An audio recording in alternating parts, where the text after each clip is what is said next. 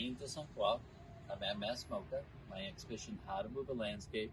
Let's go inside for a mini tour. This is the first piece, miniature toy train, moving a landscape. It goes from healthy landscapes to the effects of climate change at the very end. This is a plein air piece called Permafrost Landscape.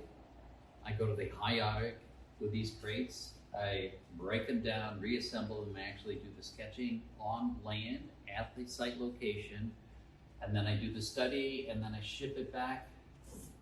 As you can see, documentation from the post office in the high Arctic, and the landscape comes back, and I do the detailing work back into the studio. I like making these landscapes that are inaccessible to the public more accessible, and it's a documenting process, and it's a movable landscape. This is Dead Ice. It's a sculpture based on my research of the high Arctic in Norwegian territory as Svalbard. And this represents a pine hull ship lading, which is a method that used to transport the cargo out of the high Arctic. And what you see on the other side is an ice wall, almost like a glacier attached, representing a wall or a border between humankind and nature. This is room of paper collages. Again, the subject is based upon my research to the high Arctic and Svalbard, Norwegian territory. And these are faces of the glaciers and the mountainous terrain that we bypass, and the ship, the icebreaker ship going north, chasing the ice packs.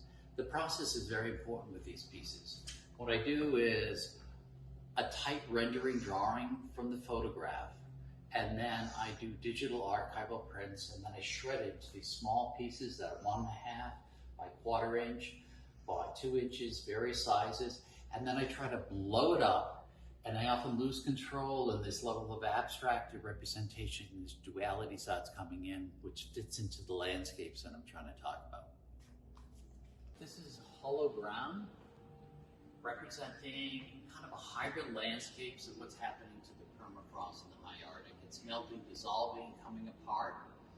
It's very beautiful, very tactile, but yet it represents a really awful subject, what's happening to the world. About 18% of this kind of landscape.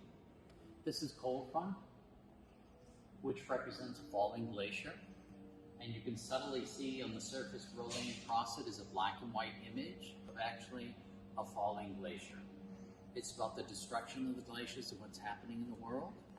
And it's made out of 65,000 recycled plastic water bottles.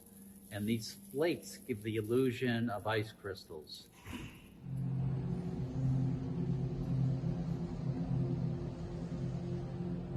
I'm on the second floor balcony in the exhibition hall that represents 4 minute objects. It gives the viewer a different kind of vantage point down on these landscapes. So those landscapes sculpturally are very important. They're around the top as well as the bottom. This, like hologram, is representing the curious nature of what's happening to the permafrost in the high Arctic. The land is fragmenting, coming apart. These architectural elements are almost humankind's attempt to hold the landscape together in a very precarious manner.